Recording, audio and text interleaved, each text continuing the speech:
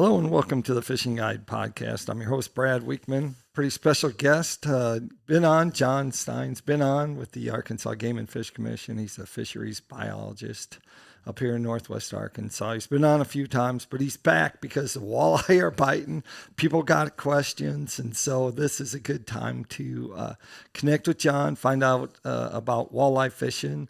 Maybe even he'll give you some tips on catching them. And then we'll just touch base on crappie and the stripers just at the end. So if you don't want to hear about the walleye, you got to stay tuned till the very end. There you go. So, tell us about walleye fishing. Are they reproducing? How's that working on beaver? Yeah, so we have a couple of populations of walleye up here in Northwest Arkansas. The first is Beaver Lake, the fish that are in Beaver Lake that run into the river arms to spawn.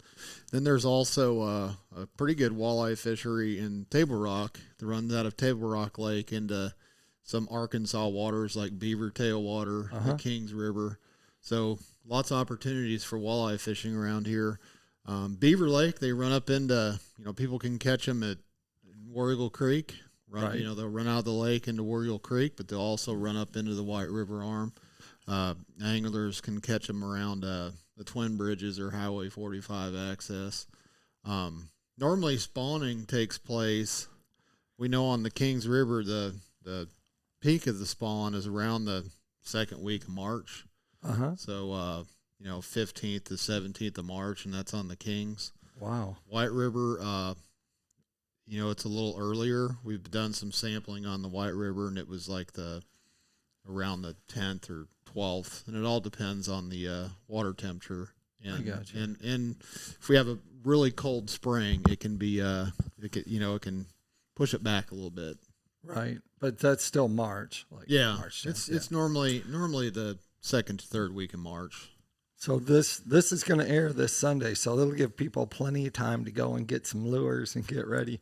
That's right. Tell us about reproduction on Beaver Lake. So are you having to stock the walleye, or are they reproducing naturally? So we did a stock contribution study and found that 60% of the fish that we catch in the lake have been stocked. So pretty good numbers of fish are surviving from our stocking. And so we believe that's because the population is fairly young. Compared to like Table Rock or Bull Shoals. Right. One of the first year classes we've seen, what was really big was in 2008.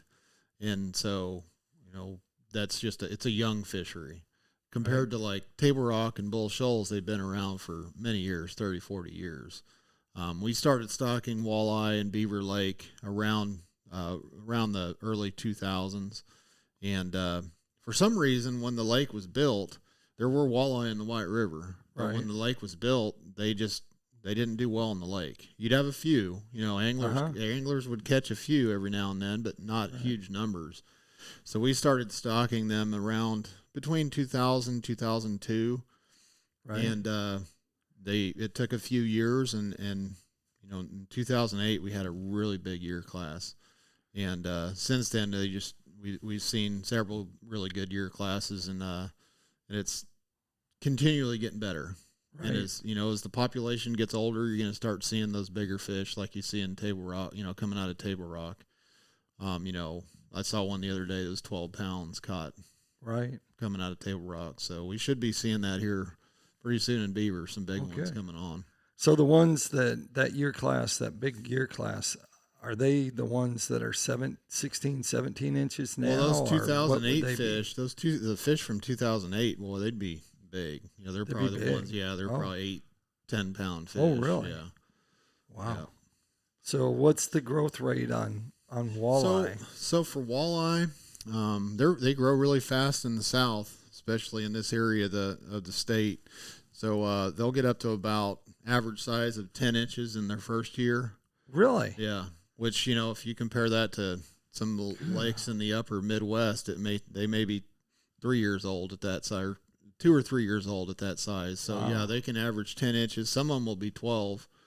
And then you'll see them, anywhere from 15 to 17 the second year. And then by the third year, they're up to 18 inches pretty much. The majority of them are up to 18 inches around the third year, between the third and fourth year. So they can Wow. Males grow slower, females grow a lot faster. Really?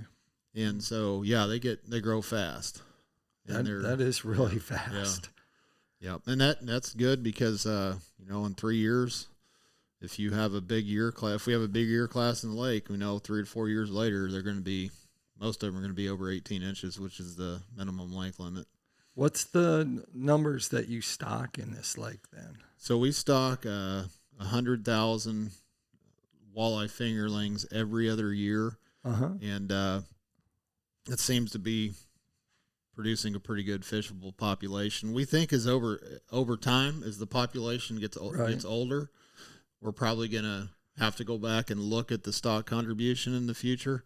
And there may be a ton of natural reproduction as the population gets really big, and we may not need to stock in the future, but right now we still are. Let's talk about the river arms. You talk about walleye running up there and reproducing there. Would they not reproduce like in Montanay or Nelson's or Indian Creek or Prairie Creek? Yeah, and how much flow do they need? Right. Most people think that walleye, all your walleye are going to run up the river arms and spawn in flowing water. There's a big population that does that.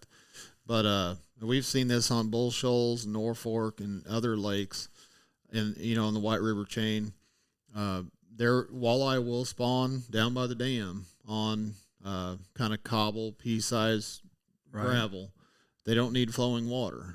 Oh, they'll actually, if there may be lakes in the Midwest that doesn't have really good flowing water all the time, they'll spawn on riprap or they'll spawn on hard substances. Yeah. Structure in the water, and they'll naturally reproduce, and just with no flowing water. Are those windblown banks that they're trying to, or mainly it's pea gravel. It's just they're looking subsurface. they're looking for a certain type of substrate to put it on to spawn on, because when walleye spawn, their eggs become and their eggs are fertilized by a male. They fall to the bottom and they stick. They're really sticky, so they'll stick to rocks or. It's better if they're spawning on riprap down by the dam or some pea gravel or some bigger rocks, because that way they're not going to get over, I guess, covered up with silt. Right. If it's in a nice rocky area and there isn't much silt around, they're going to do a lot better. So does the male recruit the female, or do they naturally end up in the same area? They end up in the same area. Let's say in the White River. What'll happen is, and the best time to fish is right now in February, before the spawn actually starts out. Right. Okay. But so what'll happen is their males already in the tailwater or below Beaver Lake. They're up in the White River right now. They're at War Eagle Creek. The males show up first. And then when a female gets, females will start staging in deeper water. Right. And once they're ready to spawn, they'll come up, release their eggs, and then they'll leave. And it happens, it can happen overnight. They just are ready to spawn. They'll, one female will come up, spawn with males that are already there, and then it'll leave. So the best time to fish for them is actually before the spawn, because during the spawn they've got other things on their mind. Gotcha. So that's why right now you see people catching pretty good numbers of fish and bigger fish, because they're out. The females are staging. You can catch a lot of males in the tailwater right now, or I mean in the river arms right now. But the bigger females are probably a little further down the lake. I see. So let's talk about water clarity. So because below the dam, the water clarity is very good. And here up in the river, we have some color. There's some turbidity in the water, kind of a high rating, I would say, kind of a cloudy. So does that make a difference in how they spawn? You got this dirty water, or is it affecting more of how the angler needs to fish? It's probably affecting more how the angler is fishing, maybe more bright lures. We noticed that just from doing some sampling in the White River above Beaver Lake, that they seem to run a few days earlier than when than they do below the dam. And the reason why that is simply because if they're generating water through the dam on beaver tailwater, it can be really cold. And so, I got you. So let's say the White River is the second week of March when there's a lot of fish in there, a lot of walleye in there. Kings River's, like I said, around the 15th to 17th of March. Right. Beaver tailwater is a week later. It's normally all the way into, there'll be walleye spawning there the 22nd through the 29th of March. Wow. Yeah. So Later. to get the brood stock or the eggs that we need for the hatchery, we actually do a spawning project either on the Kings River or on Beaver tailwater, and we'll take an electrofishing boat in, and we'll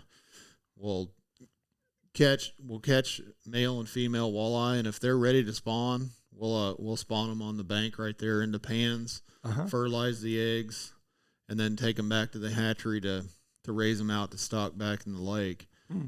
And so we can normally hit the Kings River first, right? And then if we have too high water, if it gets really warm too fast, we can always go back to the tailwater, a week later. Well, good. I think everyone wants to know, when you talk about sampling, is it a rod and a reel? You go out there, the rod and reel and a jig and a jig and minnow, and you're out there fishing, and you're like, boy, this is tough work. I could do sampling here. Oh, I'm going to sample the smallmouth while I'm here. No, when we're talking about sampling, we're actually using an electrofishing boat that puts electricity in the water. All right. So I wish it was rod and reel fishing, but you need to put that in. Yeah, I know. Start telling them this is this new scientific way of seeing if you can get them with these minnows. That's right. Will they bite minnows better than jigs? Yeah. You could go back and forth. I guess. That's true. Yeah. We've actually found that like you're talking about different types of sampling gear on our smallmouth bass streams and rivers. We've actually found that we'll get a group of people and go out and fish the stretch. We're going to electrofish the same week. And we can triple our catch rates on just fishing with a rod and reel than we do with electrofishing, because a lot of times electrofishing for smallmouth, they'll hear you coming in the daytime and they'll run and get under a rock, and you won't ever see them again. They'll get up under a rock. So there may be a possibility to do that in the future. Sign me up. Yeah. I'll go to work for the state. What do you do? Well, I do sampling. Yeah. I have to go fish the Kings River. That's right. I have to go fish Crooked Creek. I can name some good places to go down to that would be. Do you guys do anything with the mulberry? Or is that pretty much that's just in a left? Different district, thing. Yeah. All right. Yep. All right.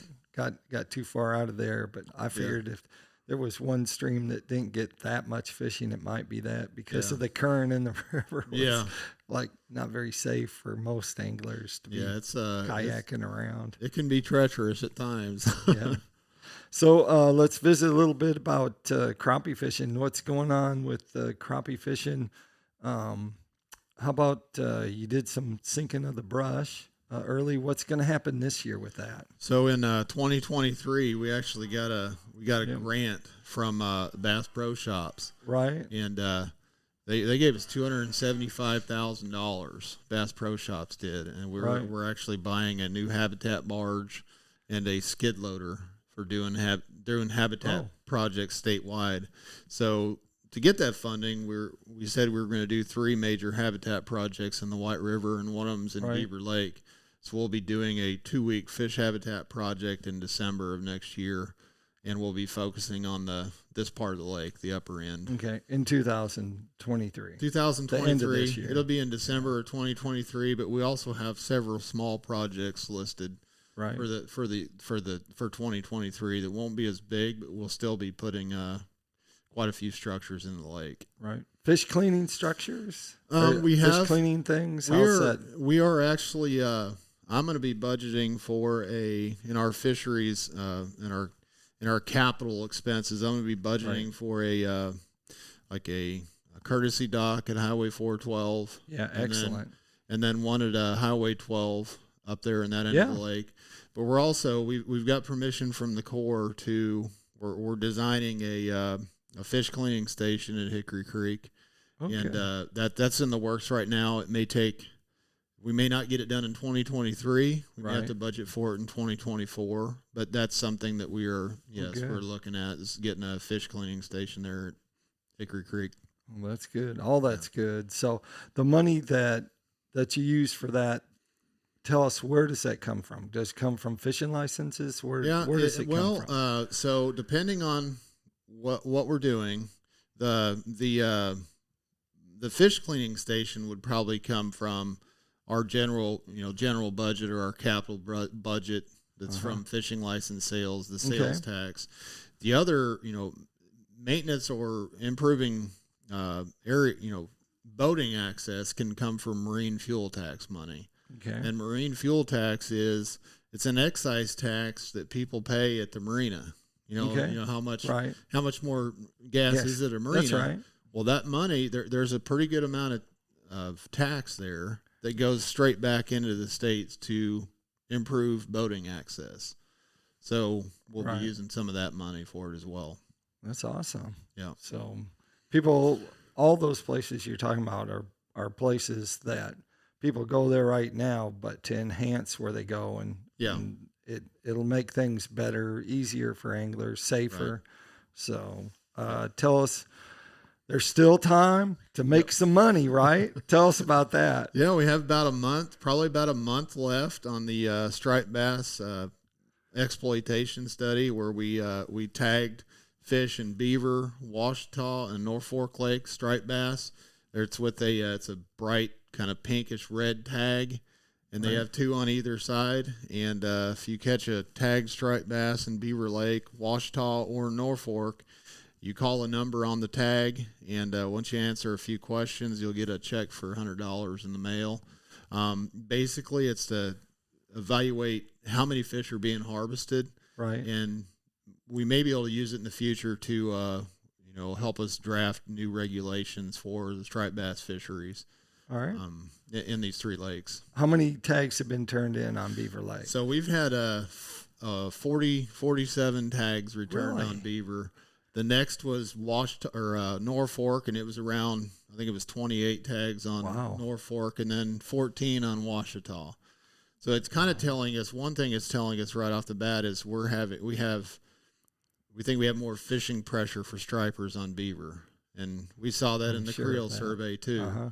So it's something that's going to help us decide if we needed to do a regulation change, make a stricter minimum length limit in the cool months, right, or something like that. It may be helping drive, hey, we need to be stocking more than 200,000. That's something we're trying to determine out of that study. Right. And how about the white bass population? They seem to be spotty this past year and this year at the start. Yeah. What's up with that? I think a lot of people, the issue we have with all these high water events in the spring is you'll get white bass into the upper end of the lake, and they'll start coming in really good, and anglers will start catching them, and then we'll get a flood. Right. And then it just messes it up for a while.